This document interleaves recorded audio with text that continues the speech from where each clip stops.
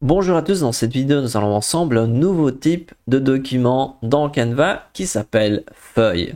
Donc feuille ressemble à ceci et je vous montre deux petits exemples concrets. Nous avons ici un document qui ressemble, on pourrait dire, à Excel ou à Google Sheets et on peut voir qu'on va pouvoir rajouter tout un tas d'informations à l'intérieur.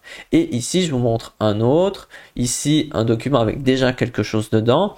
Et l'aspect sympathique, si je rajoute ici, je change le chiffre et je mets 34, vous pouvez voir que le montant ici se met à jour, mais aussi ici les graphiques se mettent à jour. Regardez ici, si au lieu de 34 je mets ce montant-ci, vous pouvez voir tous les graphiques se mettent à jour, la somme aussi. Et donc, ça, ce n'était absolument pas possible avant avec Canva. Et maintenant, c'est possible avec ce nouveau type de document qui s'appelle feuille.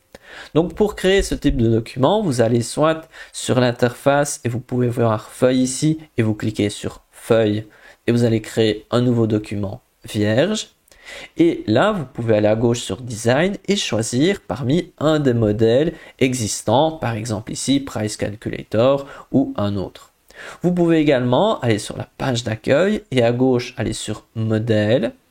Et là, vous pouvez voir qu'il y a l'option feuille. Je vais cliquer dessus et vous allez voir, il y a actuellement 160 modèles différents. Mais voilà, c'est quelque chose de très récent, donc il y aura sûrement plus de modèles par après. Et vous pouvez regarder un petit peu ici, voir s'il y a un modèle qui est adapté pour vous. Par exemple, ici, moi, je vais cliquer sur celui-ci et vous allez pouvoir le modifier et l'adapter à votre projet. Donc ici, je vais vous montrer quelques petits aspects intéressants. Je vais démarrer d'une page blanche. Tout d'abord, on va pouvoir écrire simplement, imaginons, je peux écrire ici feuille. Voilà, simplement comme dans un document, vous pouvez rajouter évidemment des chiffres. Mais vous pouvez également, si vous cliquez sur une case, rajouter ici tout un tas d'éléments, comme par exemple, vous pouvez rajouter... Oula, là j'ai cliqué par erreur. Vous pouvez rajouter des graphiques. Vous pouvez importer des données. Donc ici, vous pouvez traduire, importer des données. Vous pouvez mentionner des personnes. Vous pourrez rajouter par exemple une date. Regardons si je rajoute une date. Je vais pouvoir ici rajouter une date. Donc ça pourrait être une deadline ou autre. On peut voir ici qu'on va pouvoir rajouter aussi d'autres choses, comme par exemple un menu déroulant. On peut rajouter des liens, des documents de Canva, ou on peut même rajouter des formules. Par exemple ici, on peut rajouter une formule un petit peu comme sur Excel et Google Sheets. Mais imaginons, vous ne savez pas du tout comment écrire votre formule. Ben, regardons cela ensemble. Il y a une alternative. Je clique sur Action. Vous descendez tout en bas, Formule magique. Et je souhaite créer, je vais mettre ici, réaliser la somme de la colonne E. Et je clique ici.